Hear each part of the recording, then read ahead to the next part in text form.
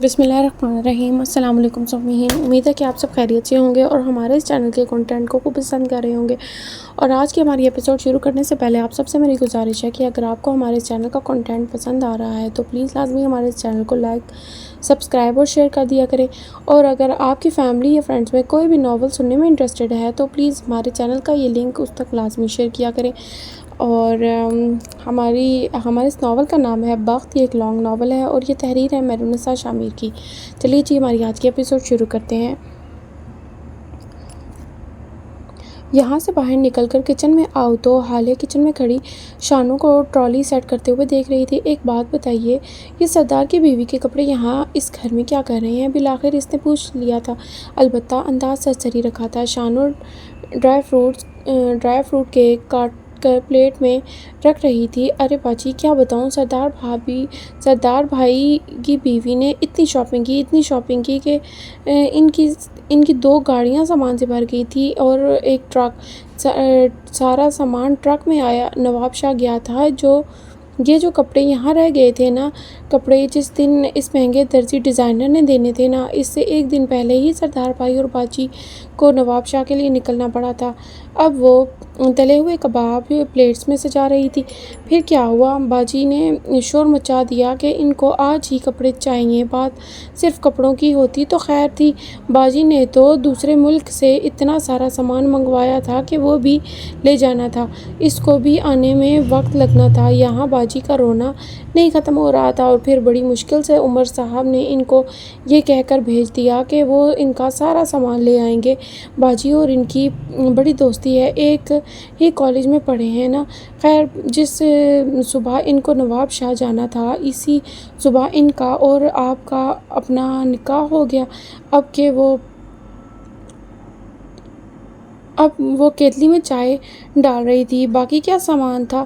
حالے اس سارے وقت میں پہلی بار بولی تھی۔ برتن تھے، سجاوٹ کے سامان تھے، پینٹنگز تھیں، وہ نہیں ہوتا فانوس سا، وہ تھا۔ اللہ جانے کیا گند مند منگوا لیا تھا اپنی دوست سے۔ عمر صاحب کی گاڑی کتنی بڑی ہے، دیکھی ہے نا، ساری منہ تک بھری گئی تھی، پھر بھی سارا سامان پورا نہیں آتا تھا۔ آپ کو پتہ ہے، وہ ابھی کچھ اور کہتی جب حالے نے بیچ میں اسے ٹوک دیا تھا۔ مہمان کو انتظار نہیں کراتے، جاؤ پہلے سرو کراؤ، پھر میرے ساتھ مال چلنا، کپڑے چاہیے مجھے۔ شانو سر ہلاتی ٹرالی گھسیٹتی آگے بڑھ گئی تھی۔ حالے کو اپنی باتیں منوانی آتی تھی، اسے حکم دینا آتا تھا۔ وہ نہ ملازمین کو جھڑکتی تھی، نہ حد سے زیادہ نرمی دکھاتی تھی۔ اس کا لہجہ متواضع ہوتا تھا، حتمی لہجہ، وہ جو برا بھی نہ لگے، جس سے انکار بھی نہ کیا جا سکے۔ اس کے لہجے میں ایک رعب تھا، وہ کبھی بھی اپنی عمر اور اپنی کلاس کی لڑکیوں کی طرح ضدی اور مغرور نہیں رہی تھی۔ وہ ریزرو سی رہتی تھی، دو ٹوک بات کرتی تھی۔ وہ شہزادی تھی اور اسے حکم دینا آتا تھا۔ شاید ولا میں ناشتے کی میز سجی ہوئی تھی، گمبھیر خاموشی کے ساتھ خاموشی نے سارے میں اپنا جال بچھا رکھا تھا۔ ڈائننگ میں گونجنے والی واحد آواز چمچوں اور کانٹوں کی تھی۔ میز سے کچھ فاصلے پہ 2 ملازمین ہاتھ باندھے مؤدب سے کھڑے ہوئے تھے۔ سربراہی کرسی پہ شاہد حسین بیٹھے تھے، سنجیدہ، سپاٹ۔ ان کی دائیں طرف نوال بیگم اور بائیں طرف ہارون شاہد بیٹھا تھا۔ اس نے سیاہ ٹی شرٹ کے ساتھ سیاہ پینٹ پہن رکھی تھی۔ سانولے چہرے پہ اداسی سی تھی، لیکن یہ چہرہ مایوس نہیں تھا، کچھ ماہ قبل والے ہارون شاہد کے چہرے کی طرح۔ تم یونیورسٹی کیوں نہیں جا رہے؟ چمچوں اور کانٹوں کے درمیان شاہد حسین کی بھاری آواز گونجی تھی۔ ہارون نے دانتوں سے سلائس کا کونا کترا چبایا، جوس کا گھونٹ بھرا اور اپنی سرمئی آنکھوں سے اپنے باپ کو دیکھا۔ دل نہیں ہے؟ 3 لفظی لاپرواہ جواب۔ شاہد کے چہرے پہ کوئی تاثر نہیں آیا تھا اور وہ اسی طرح ناشتے سے ہاتھ روکے بیٹھے رہے۔ ٹھیک ہے، پھر میرے ساتھ سیاست میں آ جاؤ، میں تمہیں اپنی جگہ پہ لے آؤں گا، تمہیں لوگوں سے انٹروڈیوس کرواؤں گا۔ موڈ نہیں ہے، ہارون نے منہ بگاڑ کر جواب دیا تھا۔ نوال غیر آرامدہ نظروں سے ان دونوں کو دیکھتی رہی تھی۔ یہ بھی صحیح ہے، پھر ایسا کرتے ہیں، تمہاری پینٹنگز کی ایگزیبیشن کروا لیتے ہیں، تم لے لو جتنا وقت چاہیے، جب تم اپنی پینٹنگز بنا لو جتنی ایگزیبیشن کے لیے ضروری ہوتی ہیں تو میں آگے بات کر لیتا ہوں۔ کیا خیال ہے؟ وہ سنجیدہ سے پوچھ رہے تھے۔ ابھی وقت نہیں ہے، وہ سلائس پر جیم لگاتے ہوئے بولا تھا۔ کب تک میرے پیسے پہ زندگی گزارنے کا ارادہ ہے؟ ان کے لہجے میں واضح طنز تھا۔ ہارون کا رنگ سرخ ہوا تھا۔ آخر کب تک ہارون؟ تم میرے پیسے سے ناشتہ کرو گے، میرے پیسے سے لنچ کرو گے، میرے ہی پیسے سے ڈنر؟ کب تک تم میرے پیسوں سے لی گئی گاڑیوں پہ گھومو گے؟ کب تک اپنے گارڈز کو میری دی ہوئی رقم دیتے رہو گے؟ اگر میں تم سے کارڈ لے لوں تو تمہارے اکاؤنٹس فریز کر دوں تو تمہارے پاس اپنا کیا ہوگا؟ مرد کے پاس ہر عمر میں اپنا کچھ نہ کچھ ہونا چاہیے، اگر نہ بھی ہو تو کوئی پلانس ہونے چاہیے، کوئی اسٹریٹجی ہونی چاہیے، اگر وہ بھی نہ ہو تو کوئی ہنر ہونا چاہیے۔ تمہارے پاس کیا ہے ہارون؟ وہ ہارون کی سرمئی آنکھوں میں اپنی سرمئی آنکھیں جمائے پوچھ رہے تھے۔ ان آنکھوں میں بس ذرا سا فرق تھا، بس ذرا سا۔ اس نوجوان لڑکے کی آنکھوں نے ابھی دنیا نہیں دیکھی تھی، اور وہ بوڑھی آنکھیں جہاں دی تھیں۔ تمہارے پاس کیا پلان ہے؟ کچھ بھی نہیں۔ تمہارے پاس میرا پیسہ ہے لیکن تم کوئی کاروبار نہیں کرنا چاہتے۔ تمہارے پاس ہنر ہے لیکن تم اس دنیا کے سامنے نہیں لانا چاہتے کیونکہ تم جج ہونے سے ڈرتے ہو۔ تم پڑھنا نہیں چاہتے کیونکہ تم نے کبھی پڑھنا چاہا ہی نہیں۔ تم یونیورسٹی بس حالے کے لیے جاتے رہے تھے۔ ہارون کے چہرے کا رنگ بدلا تھا۔ شاید کہے جا رہے تھے آخر کیوں ہے ایسا ہارون؟ کیوں کوئی انسان تم سے پینٹنگ چھڑوا سکتا ہے؟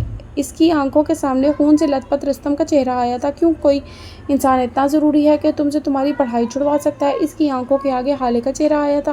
کیوں کوئی انسان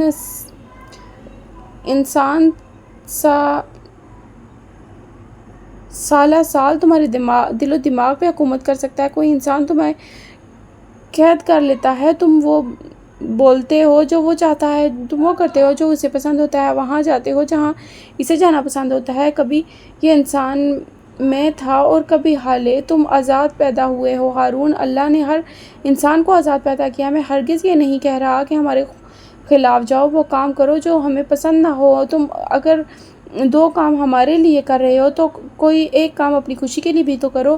کہیں اگر ہماری خوشی کے لیے چل رہے ہو تو اگلی بار اپنی خوشی کے لیے بھی تو اپنی پسند کی جگہ پر کا پروگرام بناؤ۔ کبھی ہماری پسند سے کھا رہے ہو تو کبھی اگلی بار اپنی پسند کا بھی تو آرڈر کر دو۔ کسی کو یہ حق مت دو کہ وہ تمہارے ذہن میں اپنی سوچ ڈال دے۔ خود کو اتنا مت جھکاؤ کہ تمہارے منہ سے نکلے ہوئے الفاظ کسی کی ناراضگی کے اندیشے سے خوف زدہ ہوں۔ تم آزاد ہو، تمہارے الفاظ تمہاری سوچ کو بھی آزاد ہونا چاہیے۔ خود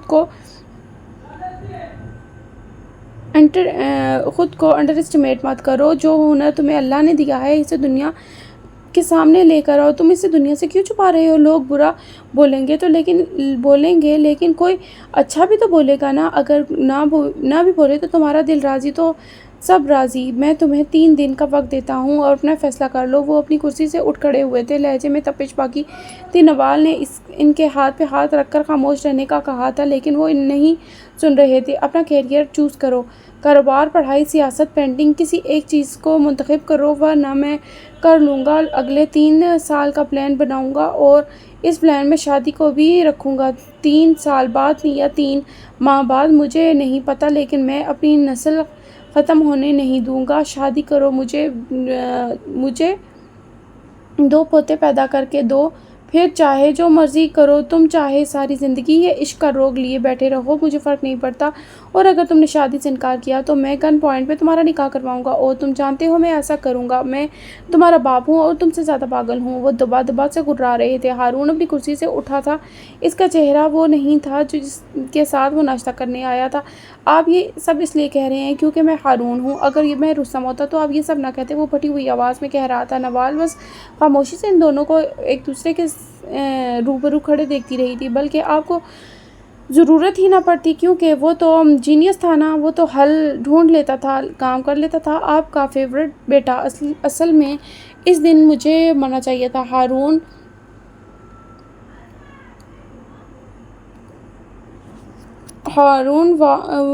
شاید وارن کرتے ہوئے اس کو چلائے تھے۔ نہیں پاپا چیخیں مت، میں صحیح تو کہہ رہا ہوں، اس دن مجھے مرنا چاہیے تھا تاکہ آپ کا فیورٹ بیٹا بچ جاتا۔ اس دن اگر میں مرتا تو آپ کو اتنا دکھ نہیں ہوتا جتنا اب ہے، آپ کو اپنے کاروبار کی اتنی فکر نہ ہوتی جتنی اب ہے، کیونکہ وہ سنبھال لیتا ہمیشہ کی طرح۔ میں نہیں کر سکتا تھا کیونکہ میں اس کے جیسا نہیں ہوں، میں نے آپ کے فیورٹ بیٹے کو آپ سے دور کر دیا اور اسی لیے میں کبھی آپ کی نظروں میں آ ہی نہیں سکا۔ میری اس حالت کے ذمہ دار بھی آپ ہیں۔ اگر آپ شروع سے آپ مجھے ویسے ہی توجہ دیتے جیسی آپ دیتے تو آج میں حالیہ یا کسی اور کی توجہ کے لیے نہ ترستا۔ اگر آپ میری پینٹنگز کی ویسی ہی تعریف کرتے جتنی رستم کے گریڈز کی کرتے تھے تو آج میں انڈر کانفیڈنٹ نہ ہوتا۔ دنیا چاہے جو مرضی کہے، اگر میرے والدین ہمیں بہت اچھا یا بس اتنا ہی کہہ دیں کہ ہم تو ساتوں آسمان پہ پہنچ جاتے ہیں۔ وہ سرخ پڑتی آنکھوں لیے درد سے کہہ رہا تھا، میں اپنے لیے فیصلہ لوں یہ کہہ رہے ہیں آپ؟ کیا آپ نے کبھی لینے دیا ہے فیصلہ؟ میں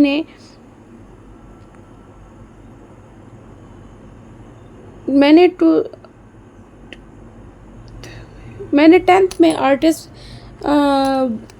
آرٹس لینا چاہا، آپ نے زبردستی سائنس لے دیا۔ مجھے FSC کے بعد باہر جانا تھا، آپ نے مجھے جانے نہیں دیا کیونکہ میں رستم جیسا نہیں ہوں۔ میں یونیورسٹی میں اپنی مرضی کے سبجیکٹس لینا چاہتا تھا، آپ نے مجھے منع کر دیا۔ میری گاڑی، میرے کارز تک آپ کی مرضی کے ہیں پاپا۔ میں کیا پہنوں گا، میں کیا نہیں پہنوں گا، وہ سب آپ نے نوٹ نہیں کیا، لیکن میں نے کیا؟ جو کپڑے میرے لیے خالہ لاتی تھی وہ آپ کو پسند آتے تھے اور جو میں اپنی پسند سے لاتا تھا وہ آپ کو اس میں گریس نظر نہیں آتی تھی۔ جس انسان کو اپنی مرضی کے کپڑے نہیں پہننے دیے جاتے تھے وہ اپنی زندگی کا فیصلہ کیسے کر لے گا؟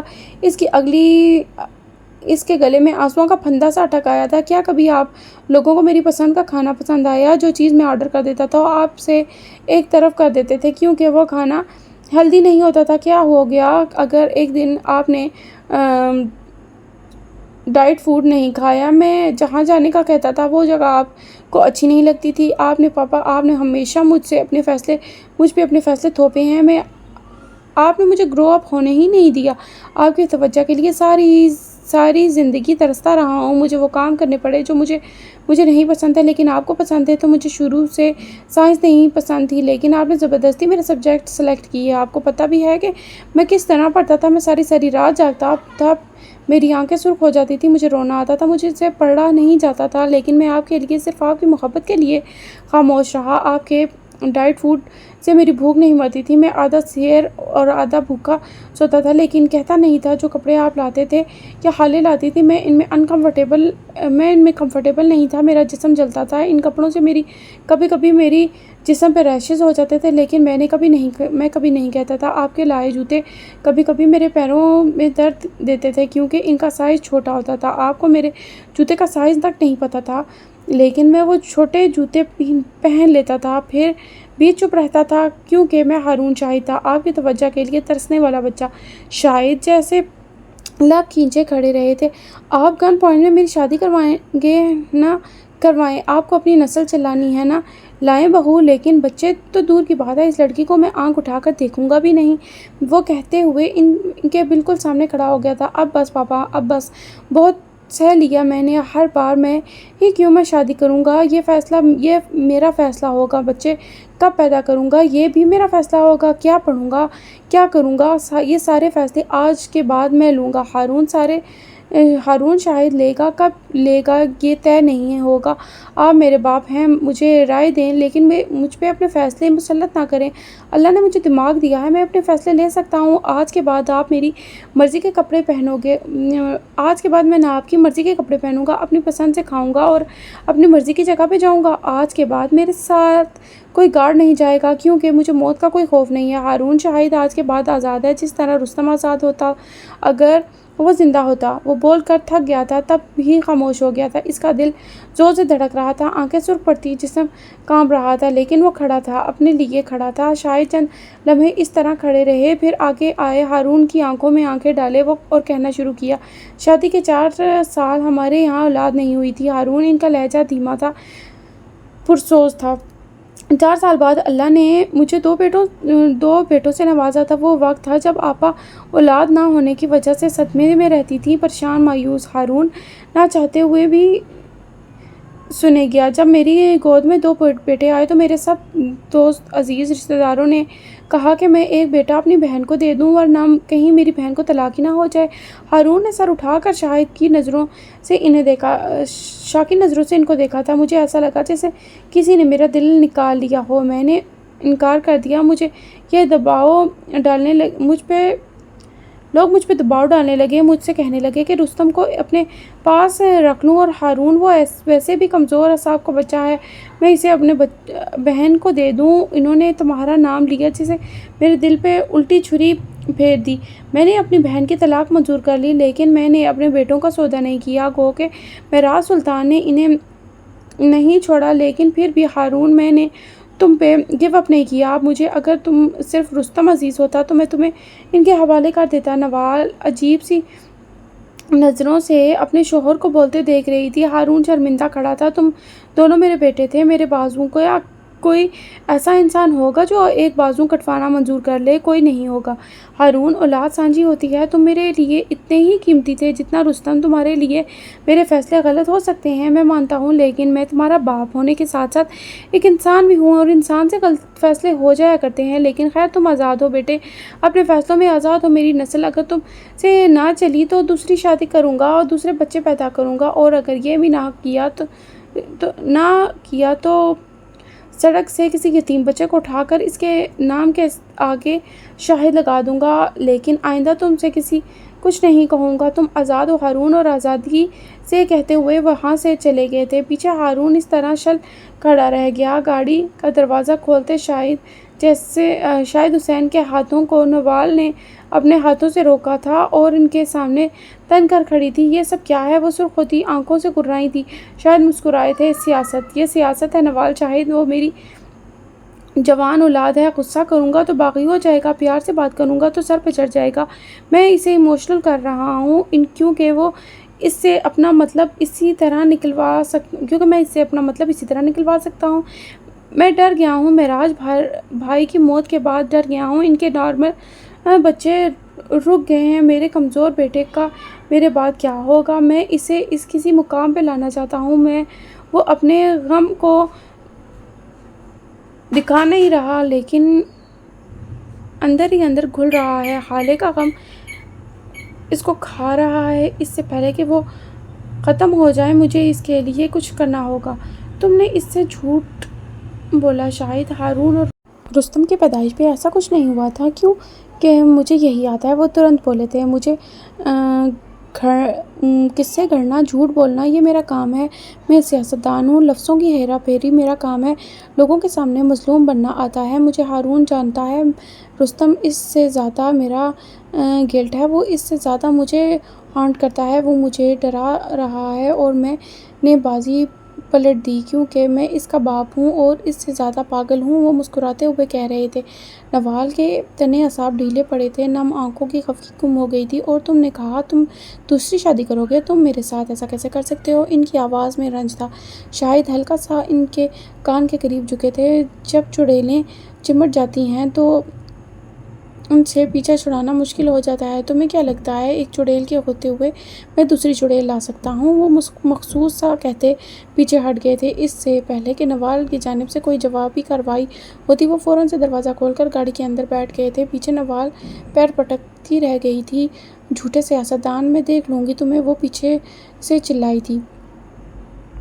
گلی کے دونوں اطراف میں زمین کی طرف جھکے ہوئے درخت تھے۔ یہ نسبتاً ایک سنسان گلی تھی۔ دور دور تک کوئی زیرو نظر نہیں آتا تھا۔ مئی کی چلچلاتی دھوپ میں ایک بڑی سی گاڑی ان ہی درختوں کی اوٹ میں کھڑی تھی، جس میں سے تھوڑی دیر بعد سفید وردی والا ڈرائیور باہر نکلتا، ایک نظر ساری گلی پہ ڈالتا اور پھر واپس گاڑی میں بیٹھ جاتا تھا۔ شاید اپنے مالک کی طرح یہ گرمی اس سے بھی برداشت نہیں ہو رہی تھی۔ امیروں کے امیر نوکر۔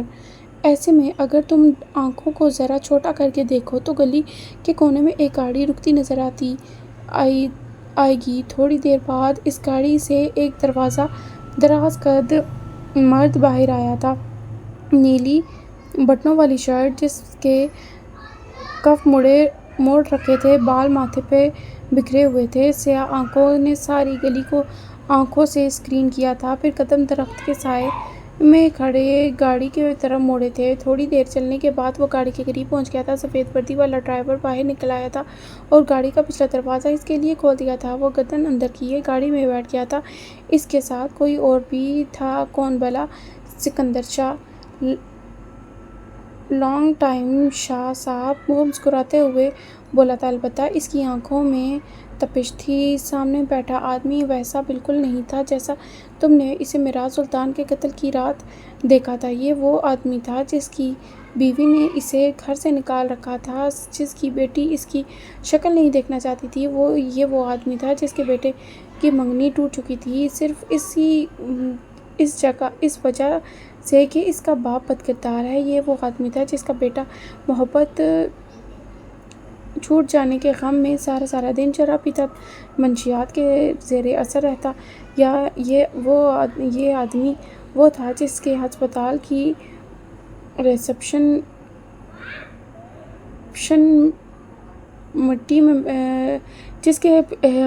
ریپوٹیشن مٹی میں مل چکی تھی۔ اس آدمی کے بینک اکاؤنٹ اس کی بیوی نے فریز کروا رکھے تھے۔ یہ آدمی کنگال تھا۔ یہ آدمی گھر بدر ہوا تھا۔ یہ وہ آدمی تھا جو اپنا وقار کھو چکا تھا۔ یہ وہ آدمی تھا جو اپنا خاندان کھو چکا تھا، جس طرح ایک ماہ قبل عمر حیات نے کھو دیا تھا۔ عمر صاحب، میں آ گیا ہوں۔ آپ نے کہا تھا میں ایک دن آؤں گا۔ صحیح کہا تھا۔ میں واقعی مجبور ہو گیا ہوں۔ مجھ پہ ہر طرف سے گھیرا تنگ ہو گیا ہے۔ کچھ کیجیے، میرا خاندان تباہ ہو گیا۔ میری بیٹی میری شکل نہیں دیکھنا چاہتی۔ میرا بیٹا منشیات کا عادی ہونے لگا ہے۔ میں آپ سے پوچھتا ہوں، آپ کو کیا چاہیے؟ خدا کے لیے مجھے بتائیے، آپ کو کیا چاہیے؟ وہ بے بسی کی آخری حد کو چھو رہا تھا۔ عمر نے ایک بے نیاز نظر اس پہ ڈالی تھی۔ آپ اپنے لیے آئے ہیں شاہ صاحب، اس لیے پہلے آپ بتائیے آپ کو کیا چاہیے؟ میری چیزیں مجھے واپس کرنے کے بدلے میں آپ کیا چاہتے ہیں؟ وہ کاٹ دار لہجے میں پوچھ رہا تھا۔ سکندر شاہ نے بے اختیار تھوک نکلا تھا۔ صرف ایک گواہی۔ میں آپ سے صرف ایک گواہی چاہتا ہوں کہ ایسی گواہی، میرے بیٹے کے سسر سے آپ کے بہت اچھے تعلقات ہیں۔ ان کا بیٹا آپ کا کلاس فیلو اور دوست رہا ہے۔ آپ بس صرف ایک بار ان کے سامنے میرے حق میں گواہی دے دیں۔ وہ ویڈیو جعلی تھی۔ میرے بیٹے کی محبت اسے مل جائے گی۔ میری بیٹی کے کالج میں آپ پچھلے ماہ آئے تھے۔ وہ تب سے آپ کو آئیڈیلائز کرتی ہے۔ آپ کی گواہی میرا خاندان بچا سکتی ہے۔ خدا کے لیے کچھ کریں عمر صاحب۔ میں آپ سے اپنے خاندان کے لیے بھیک مانگتا ہوں۔ میرا ہسپتال جائے پہاڑ میں۔ میری ریپوٹیشن کی مجھے کوئی پرواہ نہیں ہے، چاہے سارا شہر مجھ پہ لعن طعن کرے، لیکن مجھے کوئی پرواہ نہیں ہے۔ بس میرا خاندان مجھے واپس مل جائے۔ انہوں نے باقاعدہ ہاتھ جوڑ لیے تھے۔ عمر کا چہرہ اب بھی بے تاثر تھا۔ اور آپ کو کیوں لگ رہا ہے کہ میری کوئی گواہی مانے گا؟ وہ ان کے چہرے پہ نگاہیں جمائے پوچھ رہا تھا۔ کیونکہ آپ کی کریڈیبلٹی ہے، آپ کا مقام ہے، آپ کی بات کی عزت ہے۔ میرا خاندان بچا لیں عمر صاحب۔ ان کے انداز میں منت تھی۔ یہ مقام اور عزت مجھے اللہ نے امانت دی ہے۔ جھوٹی گواہی خیانت ہے اور میں یہ نہیں کروں گا۔ میں عمر حیات ہوں، جھوٹی گواہی نہیں دوں گا، لیکن میں آپ کا مسئلہ حل کر دوں گا۔ وہ سوچ کر بول رہا تھا۔ آپ نے میرے خاندان کے ساتھ کچھ غلط نہیں کیا، میں آپ کے ساتھ نہیں کروں گا، لیکن آپ نے میری کچھ چیزیں مجھ سے چھپائی ہیں۔ میں مانگنے آیا تھا، آپ نے نہیں دی۔ اس سب کے لیے آپ کو سبق مل گیا ہوگا۔ خیر، مجھے آپ کے بیٹے اور بیٹی کا نمبر اور باقی ساری ڈیٹیلز بھیج دیں، میں دیکھ لوں گا۔ اور آپ کا سامان، مجھے اس کی تفصیل بتائیے۔ میں کچھ بھی کر کے پہلے آپ کا سامان لاؤں گا، چاہے اس کے لیے جو مرضی کرنا پڑے۔ وہ تیز بول رہا تھے مبادہ عمر اپنی بات سے مکر ہی نہ جائے۔ میری بس ایک ہی چیز رہ گئی تھی وہاں، منی کیمرہ ریکارڈر، لیکن وہ تو میں نے آپ کو دے دیا تھا۔ جو کیمرہ آپ نے دیا تھا وہ میں نے دروازے کی اونٹ میں لگایا تھا تاکہ جب دروازہ بند ہو تو کیمرہ چھپ جائے۔ میں نے ایک اور کیمرہ بھی لگایا تھا جج صاحب کے بیڈ کے عین سامنے۔ وہ نہیں چھپ سکتا۔ وہ کیمرہ مجھے نہیں ملا۔ مجھے میرا سامان لا کر دے دیں۔ اور وہ اسے چاہے پاتال سے لائیں، لیکن مجھے وہ چاہیے۔ میں اسے خود بھی ڈھونڈ سکتا ہوں، لیکن میں مصروف ہوں اور آپ کا کام ہے۔ آپ میرا کام کر دیں، میں اسی دن آپ کا خاندان جوڑ دوں گا۔ عمر سہولت سے کہہ رہا تھا۔ سکندر شاہ اب متعصب تھے۔ آپ پہلے میرا کام کر دیتے تو آپ کی مہربانی ہوتی۔ عمر صاحب، میرا اسپتال میری بیوی کے نام ہے، وہ مجھے اندر گھسنے نہیں دیتی۔ گھر میں میرا داخلہ بند ہے۔ 1 مہینے سے ہوٹلوں کے چکر لگا رہا ہوں۔ میں گھر جائے بغیر اور اسپتال جائے بغیر آپ کا کام کیسے کر سکتا ہوں؟ عمر نے ہنکارا بھرا تھا۔ 1-2 دن تک ہو جائے گا آپ کا کام، اور اگر اس کے بعد مجھے میرا سامان نہ ملا تو میں آپ کے ساتھ وہ کروں گا جو ساری دنیا دیکھے گی۔ میں عام آدمی نہیں ہوں۔ بندہ مار کر لاش ٹھکانے کیسے لگانی ہے یہ میں جانتا ہوں۔ میں پولیس والا ہوں۔ قانون کے ساری جھول میری جیب میں ہے۔ میں آپ پہ اتنے کیس لگاؤں گا کہ آپ کی 7 پشتوں کا بھی اس کیس کوئی تعلق نہیں ہوگا۔ نہ آپ نے خواب میں ان جرائم کا سوچا ہوگا۔ میں آپ پہ ایسے کیس لگاؤں گا کہ آپ کو کوئی آپ کی لاش کو کندھا دینا تو دور، لعنت بھیجنا بھی پسند نہیں کرے گا۔ اس لیے انگلی اٹھا کر وارن کیا، مجھے ڈبل کراس مت کیجیے گا۔ اس کے لہجے میں کچھ تھا کہ سکندر شاہ کو اپنی ریڑھ کی ہڈی میں سنسنی سی محسوس ہوئی تھی۔ آپ سے وعدہ کرتا ہوں عمر صاحب، میں ایسی کوئی حرکت نہیں کروں گا جس سے میں ایک بار پھر اپنے خاندان کی نظروں میں گر جاؤں۔ وہ بدوقت بول پائے تھے۔ عمر چند لمحے ان کو سخت نظروں سے دیکھتا رہا، پھر گاڑی کا دروازہ کھولتے ہوئے باہر نکل آیا تھا۔ اچانک اس کے ذہن میں کچھ کلک ہوا تھا۔ وہ گاڑی کے شیشوں پہ جھکا تھا۔ آپ کی بیوی پرانے کراچی جاتی ہے نا اپنے رشتہ داروں سے ملنے؟ ہاں، لیکن یہ بات میرے بچے نہیں جانتے۔ آپ کو کیسے پتا؟ وہ حیران تھے۔ میں عمر حیات ہوں، مجھے سب پتا ہوتا ہے، وہ کہہ کر سیدھا ہوا تھا اور ہونٹوں کو سیٹی کے انداز میں گول کرتا وہ آگے بڑھ گیا تھا۔ کرنے کو ابھی کام بڑھ گیا تھا۔ عمر حیات کے بنگلے پہ غیر معمولی خاموشی تھی۔ شانو اپنا کام کر کے جا چکی تھی۔ دوپہر کا کھانا بننے میں وقت تھا۔ ہالے لان میں بیٹھی مہر سے کال پر بات کر رہی تھی۔ جب عمر گھر کے اندر داخل ہوا تھا، وہ ابھی سکندر شاہ سے مل کر آیا تھا۔ اس نے دور سے ہالے کو یہاں بیٹھے دیکھا تھا تو یہیں چلا آیا تھا۔ اس کی طرف پیٹھ کیے بیٹھی تھی۔ عمر کی آہٹ پہ مڑی تھی۔ اس کو دیکھ کر حلق تک میں کڑواہٹ گھل گئی تھی۔ میں نے اس اسٹال والے آدمی کا کام کر دیا ہے۔ اب اپنی زبان میں اس کو سمجھا لیں کہ آئندہ اپنا اٹھنا بیٹھنا ٹھیک کر لے۔ پولیس اتنی پاگل نہیں ہوتی کہ روڈ پہ چلتے عام آدمی کو اٹھا کر جیل میں ڈال دے۔ وہ اس کے سامنے کھڑا کہہ رہا تھا۔ وہ آدمی بے قصور تھا۔ اس کی کسی چوری ڈاکے میں کوئی ہاتھ نہیں تھا۔ پولیس والوں نے اس کی سر پہ جھوٹا کیس ڈالا تھا۔ میں اس آدمی کو کئی سالوں سے جانتی ہوں۔ وہ بیچارہ رحم دل اور شریف انسان ہے۔ جی بالکل۔ اس شریف رحم دل انسان نے ایک رات ڈکیتوں کو اپنے گھر پہ پناہ دی تھی۔ وہ چور اس کے دوست تھے۔ اس کا سرکل تھے اور انسان کے کردار کا پتہ اس کے سرکل سے ہی لگایا جا سکتا ہے۔ اب گنڈے موالیوں میں اٹھنے بیٹھنے کا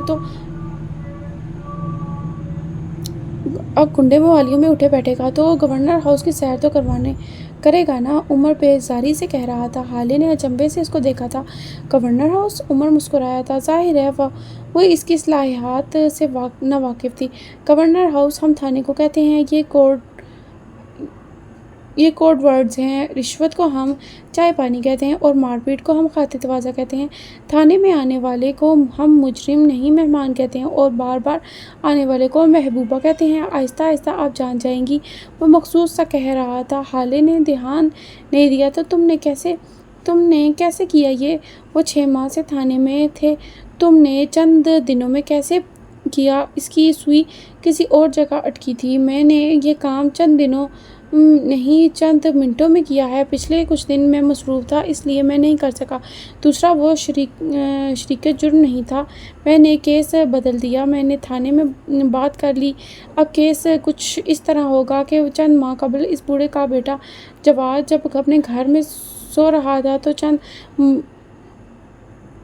مشتبہ افراد اس کے گھر میں گھس آئے۔ اس کی بیوی بچوں کو زدکوب کیا اور پولیس سے بچانے کے لیے ایک رات ان کے گھر میں زبردستی بنا لی۔ مزید چند محلے والوں کی گواہی ان ڈاکوؤں میں سے ایک آدمی کو خرید لیا، وہ ہماری مرضی کی گواہی دے گا۔ اور ایک آخری بات، میں نے یہ سب آپ کے لیے نہیں کیا، میں نے یہ جج صاحب کے لیے بھی نہیں کرتا۔ میں مجرم کو معصوم نہیں قرار دے سکتا۔ وہ آدمی واقعی شریف ہے اور اپنے دوستوں کے ان مشکوک کاموں میں جواد کا کوئی حصہ نہیں تھا۔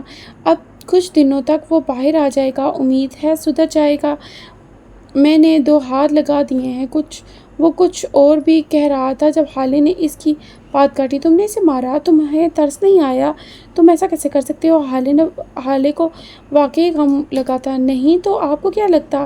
آپ کیا چاہتی ہیں؟ اس کے قدموں میں بیٹھ جاتا، اس کی منت سماجت کرتا کہ تاکہ بھائی صاحب آئندہ آپ ایسا مشکوک لوگوں سے نہیں ملیں گے، بلکہ اپنے سر کی قسم اٹھا لیتا کہ اگر تم نے آئندہ ایسا کچھ کیا تو میرا مرا ہوا منہ دیکھو گے۔ وہ ہاتھ چلاتے ہوئے کہہ رہا تھا۔ حالے نے ڈھیر سارا اشتعال اپنے اندر دبایا تھا۔ ابھی وہ کچھ اور کہتی کہ جب اس کے ذہن میں ایک جھماکہ ہوا تھا۔ تم یہیں رکو، یہیں میں آتی ہوں، وہ غائب دماغی سے کہتی اندر چلی گئی تھی۔ تھوڑی دیر بعد جب وہ واپس آئی تو عمر اس کی جگہ کھڑا ہوا تھا، اس کی اسکرین کرتی نظر حالے کے ہاتھ میں دبے چیک پہ گئی تھی۔ وہ تب تک اس کے قریب آ کر رکی تھی۔ یہ میں نہیں لے سکتی۔ اس نے چیک ہوا میں بلند کیا تھا۔ عمر نے آنکھیں سکڑ کر اس کو دیکھا تھا۔ حالے، ہم دونوں کے درمیان ایک معاہدہ ہوا تھا، آپسی اختلافات کو ایک طرف رکھ کر ہم پارٹنرز بن کر کام کریں گے، اور یہ کوئی بخشش نہیں ہے، یہ آپ کے زیورات کی رقم ہے۔ آپ اگر ان کو کہیں اور بھی بیچیں تو ظاہر ہے اتنے ہی پیسے ملتے، اسے رکھیں، کام آئیں گے۔ وہ نرمی سے کہہ رہا تھا، میں یہ اس لیے نہیں لے رہی کیونکہ یہ رشوت کی رقم ہے، میں بغیر پیسوں کے رہ سکتی ہوں، لیکن حرام کی کمائی میرے لیے ناقابل قبول ہے۔ یہ واپس لے لو۔ اب اس کے لہجے میں سختی نہیں تھی، وہ بس منع کر رہی تھی، جبکہ عمر پہ تو حیرتوں کے پہاڑ ٹوٹ پڑے تھے۔ رشوت، حرام کا پیسہ، آخر یہ سب کیا کہہ رہی ہیں آپ؟ وہ کافی دیر بعد بولا تھا، رشوت کا پیسہ نہیں تو اور کیا ہے؟ یہ 20 لاکھ عمر، یہ 20 لاکھ کا چیک ہے، تمہاری 10 تنخواہوں سے زیادہ۔ آخر اتنا پیسہ تم کہاں سے لائے ہو؟ ظاہر ہے یہ تمہاری چائے پانی ہوگا۔ وہ چائے پانی سے ذرا زور دیتی بولی تھی۔ عمر کا چہرہ سرخ ہوا تھا۔ حالے، میں آپ کی ساری نفرت بدتمیزی سے برداشت کر لوں گا، لیکن میری جاب، میرا فرض ہے، میں اس معاملے میں کوئی غلط بات برداشت نہیں کروں گا۔ جاننا چاہتی ہیں کہاں سے آیا یہ پیسہ؟ یہ رقم میرے شو روم سے آتی ہے، صدر بازار میں 3 دکانیں ہیں میری، وہاں سے آتی ہیں۔ اب آپ پوچھیں گی وہ دکانیں کہاں سے آئیں، تو میں آپ کو بتا دیتا ہوں، وہ دکانیں میری ماں کا شرعی اور قانونی حصہ ہے۔ میں 18 سال کی عمر سے مختلف نوکریاں کر رہا ہوں۔ میں وہ آدمی نہیں ہوں جو تنخواہوں سے گزارا کرے۔ مجھے پرتعیش زندگی پسند ہے، اور اس لیے ایک آمدنی کبھی بھی کافی نہیں ہوتی۔ یہ چیک صرف 20 لاکھ کا ہے، میں آپ کو ایک کروڑ کا چیک بھی دے سکتا ہوں۔ عمر حیات نے پیسہ کمایا ہے اور بہت کمایا ہے، لیکن میں نے کبھی حرام نہیں کھایا۔ آئندہ کبھی بھی میری کمائی کو رشوت یا حرام کی کمائی کہنے سے پہلے 1000 بار سوچ لیجیے گا۔ وہ بول کر تیز تیز قدم اٹھاتے باہر نکل گیا تھا۔ پیچھے حالے پہ تاثر چہرے کے ساتھ اسے جاتے ہوئے دیکھتی رہی۔ 2 گھنٹے بعد وہ شہر کے بہت بڑے اور مہنگے مال کے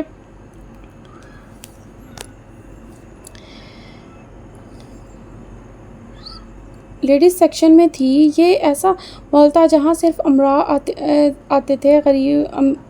غریبوں اور مڈل کلاس لوگوں نے ایسے مال بس فلموں اور ڈراموں میں ہی رکھے تھے۔ یہاں کی ایک لپسٹک بھی اتنی مہنگی تھی کہ اتنے پیسوں سے ایک غریب آدمی کا سارے مہینے کا خرچہ نکل جائے۔ شانو اس کا سایہ بنی اس کے ساتھ ساتھ چل رہی تھی، ساتھ بار بار گردن اٹھا کر یہاں دیکھتی تو کبھی وہاں۔ حالے نے کئی دفعہ اسے سیدھا دیکھ کر چلنے کو کہا تھا، لیکن وہ مال کی روشنیوں اور رنگینیوں میں ایسی گم تھی کہ اسے کچھ دکھائی سنائی نہیں دے رہا تھا۔ اس کے برعکس حالے کے تاثرات سپاٹ تھے۔ وہ جیسے مارے بندھے یہاں آئی تھی ایک جگہ سے اپنے لیے کچھ جوتے خریدے کہ اب تک بخش کی لائی ہوئی زرد ہیلز میں گھوم رہی تھی۔ اب وہ ایک شاپ سے اپنے لیے چند لان کے سوٹ خرید رہی تھی۔ سردار کی بیوی کے کپڑوں پہ لگا برانڈڈ ٹیگ اس نے دیکھ لیا تھا اور کے لیے اسی برانڈ کی کلیکشن میں سے کچھ کپڑے خریدے جو کہ تقریباً 15 جوڑے تھے۔ تھوڑے دیر مزید اسی سپاٹ اور سرد تاثرات کے ساتھ اپنی باقی ضروریات کی چیزیں لینے کے بعد وہ بل کاؤنٹر پہ آئی تھی۔ میم آپ کا کارڈ۔ ڈیسک کے پیچھے کھڑی لڑکی نہایت شائستگی سے بولی تھی۔ میں کیش پے کروں گی، آپ بل بنا دیں، حالے نے جواب دیا تھا، جبکہ چند لمحے کھٹ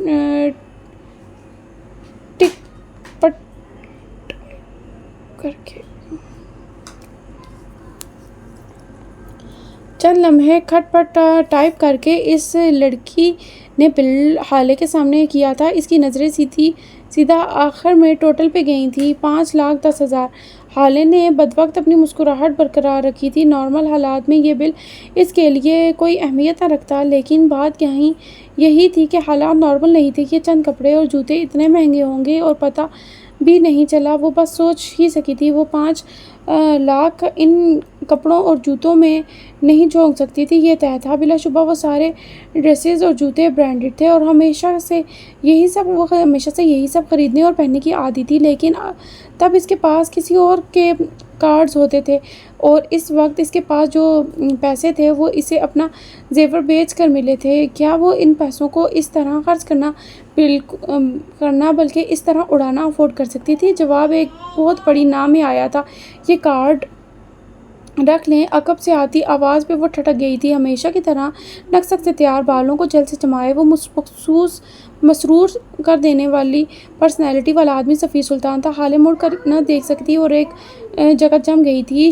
شور سر، وہ لڑکی مسکرا کر بولی تھی، سلطان فیملی عموماً یہاں آتی رہتی ہے اور آج کل تو یہ خاندان خبروں کی زینت بنا ہوا تھا، اس لیے وہ لڑکی جان گئی تھی کہ وہ دونوں کزنز ہیں۔ نہیں، رک جائیے، حالے نے خود کو بولتے سنا تھا، آپ ایسا کریں کہ ان چیزوں کا بل بنا لیں اور باقی رہنے دیں، میں پھر کبھی آ جاؤں گی۔ اس نے سردار کی بیوی کے لیے لینے والے کپڑوں کے بیگز الگ کرتے ہوئے کہا۔ شانو بس خاموشی کھڑی ان کو دیکھتی رہی تھی۔ اسے یہ بری آنکھوں والا آدمی برا لگا تھا۔ یہاں آ کر اس کا صاحب ہوتا تو کیا ہی بات تھی؟ میں کہہ رہا ہوں نا، میرا کارڈ یوز کر لو، سمجھ نہیں آ رہی؟ اب کہ وہ ذرا سخت لہجے میں بولا تھا۔ ڈیسک کے پیچھے کھڑی لڑکی اب ذرا پریشان سی ہو گئی تھی۔ ان چیزوں کا بل کتنا ہوا؟ حالے بغیر سفیر کی طرف دیکھے چند بیگز اس کے سامنے کرتے ہوئے پوچھ رہی تھی۔ سفیر 2 قدم آگے آیا تھا حالے کے کندھے کے پیچھے۔ حالے، میں کہہ رہا ہوں نا، میرا کارڈ لو، یہاں تماشا مت بناؤ۔ تم ہماری فیملی کو جتنا ذلیل کر سکتی تھی اتنا کر چکی ہو، اب بہت ہو گیا ہے، سب دیکھ رہے ہیں۔ اس نے آواز ہلکی کر لی تھی۔ حالے کے ہتھیلی پسینے سے بھر گئی تھی، وہ مزید اسے برداشت نہیں کر سکتی تھی۔ وہ مڑی تھی، زرد ہوتے چہرے پہ بدوقت مسکراہٹ لائی تھی۔ میں اپنا بل خود پے کر سکتی ہوں سفیر، آپ تکلیف نہ کریں، جس کام کے لیے آئے تھے پلیز وہی کریں۔ وہ بہت مشکل سے ضبط کرتی بول رہی تھی۔ بل بناتی لڑکی نے کن اکھیوں سے ان دونوں کو دیکھا تھا۔ ان کے پیچھے بل ادا کرنے والے لوگ بھی ان کو دیکھنے لگے تھے۔ سفیر مسکرایا تھا، ایک نظر ڈیسک کے پیچھے کھڑی لڑکی کو دیکھا تھا اور اپنے پیچھے کھڑے لوگوں کو دیکھا اور کہنا شروع کیا، اصل میں یہ مجھ سے ناراض ہے، کزنز میں ایسا ہوتا رہتا ہے اور اپنا کارڈز بھی بھول آئی ہے، لڑکیوں کی جلدی کی عادت۔ وہ مسکرا کر کہہ رہا تھا، اس لیے میں اپنا کارڈ دے رہا ہوں، لیکن یہ لینے کو تیار ہی نہیں ہے، ہمیں بس 5 منٹ دیں۔ وہ کہہ کر حالے کی طرف مڑ گیا تھا۔ لڑکی کچھ نہ بولی اور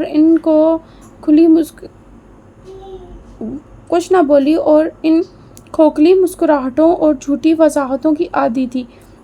وہ 2 ٹکے کا پولیس والا جو تمہارے بل سخت پے نہیں کر سکتا، تم اس سے مجھ پہ فوقیت دیتی ہو۔ اب مزید کوئی تماشا بنانے کی ضرورت نہیں ہے، خاموشی سے میرا کارڈ لو اور بل پے کرو۔ وہ ہلکی آواز مگر سنجیدہ لہجے میں بول رہا تھا۔ تب تک لڑکی بل بنا چکی تھی۔ میرا شوہر چاہے مجھے بھوکا رکھے، لیکن کم از کم وہ مجھ پہ ہاتھ نہیں اٹھاتا۔ وہ کہہ کر مڑ گئی تھی۔ میڈم، اب آپ کے 2,75,000 ہو گئے ہیں۔ حالے نے قریب جا کر بل انگلیوں سے پکڑا تھا، پھر بیگ سے کچھ نوٹوں کی گڈیاں نکال کر ڈیسک پہ رکھ دیں اور مسکرائی۔ تھینک یو سو مچ۔ لڑکی نے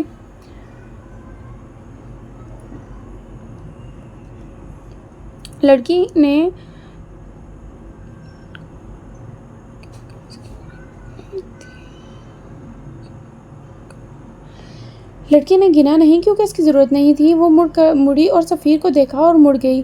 شاپنگ شانو بیگ اٹھائے اس کے پیچھے ہی گئی تھی۔ سفیر مٹھی پیچھے اس کو دیکھے گیا تھا۔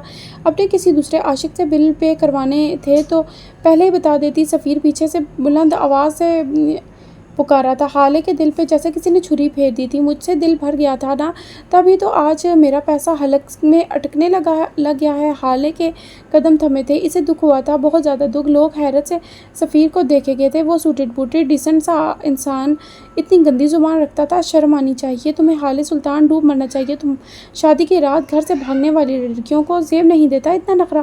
وہ مزید نہیں سن سکی تھی، بھاری قدم اٹھاتے اور آگے بڑھنے لگی تھی۔ ہر قدم اتنا بھاری تھا جیسے کوئی وزنی پتھر پیر سے باندھ رکھا ہو، جس کا باپ اس کا صدمہ لے کر وقت سے پہلے مر گیا ہو، جس کے بھائی نے اپنی بہن کی بدکرداری کی وجہ سے باہر نکلنا سوشل ہونا چھوڑ دیا ہو۔ اس لڑکی کو اتنا نخرہ زیب نہیں دیتا۔ وہ اب بھی چلا رہا تھا۔ وہ چلتی گئی، کانوں میں اترتا زہر دل میں اترنے لگا تھا، لیکن وہ چلے گئی اس سے پہلے کہ جسم زہر سے سبز پڑتا۔ اسے یہاں سے جانا تھا، نہ جانے کیوں ایک لمحے کو دل نے خاموشی کی خواہش کی تھی کہ کاش عمر حیات یہاں ہوتا۔ اگلے ہی لمحے اس نے دل کو ڈپٹ کر سلا دیا تھا اور اس جگہ سے باہر آ گئی تھی۔ دل تھا کہ پھٹ رہا تھا، آنکھیں چھلکنے کو بےتاب تھیں۔ سفیر کے ساتھ اس نے ایک بہترین وقت گزارا تھا۔ وہ کم بولتا تھا لیکن اچھا بولتا تھا، کبھی اونچی آواز یا بدتمیزی سے بات نہیں کی تھی، ہر